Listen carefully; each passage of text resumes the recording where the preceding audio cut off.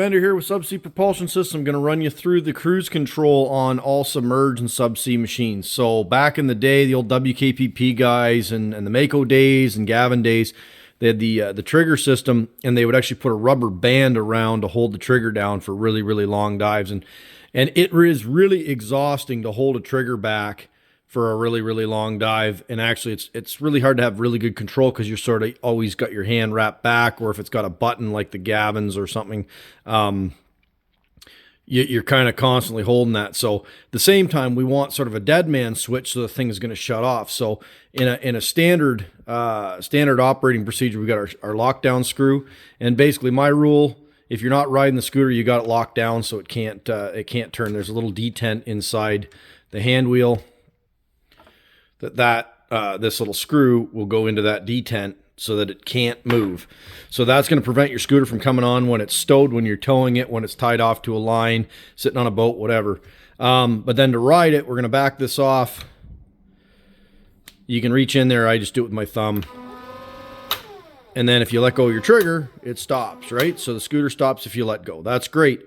But when you got a long ride, you're going back to the Hankel or something like that, that gets a little bit exhausting. So what I'll do is I'll start riding, and then I just take my thumb and I'll rotate this screw around till it holds my trigger on. So there's just a little bit of friction there. Now that there's no detent, we're beyond that thumb screw is pushing right about here where there is no detent.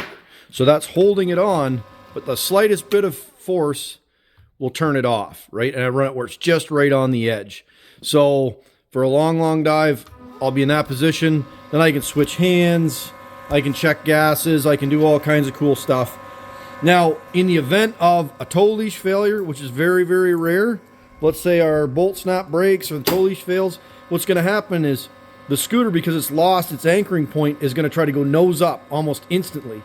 So if your hand's here, either here or here or here, as long as it's kind of over top of that trigger, the action, the wheelie popping of the front of the nose of the scooter is going to cause it to turn off. So really, really simple. There's no secret handshake. There's no trying to remember, on, off, 6 button pushes, all kinds of magical stuff.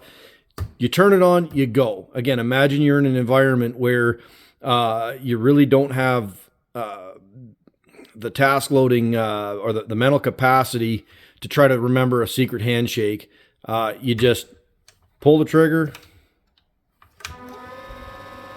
and we're riding. Simple is always better in an extreme environment. Thanks for watching. Oh, and one more thing, you might have noticed this. Yeah, we're not allowed to talk about that yet. Thanks for watching.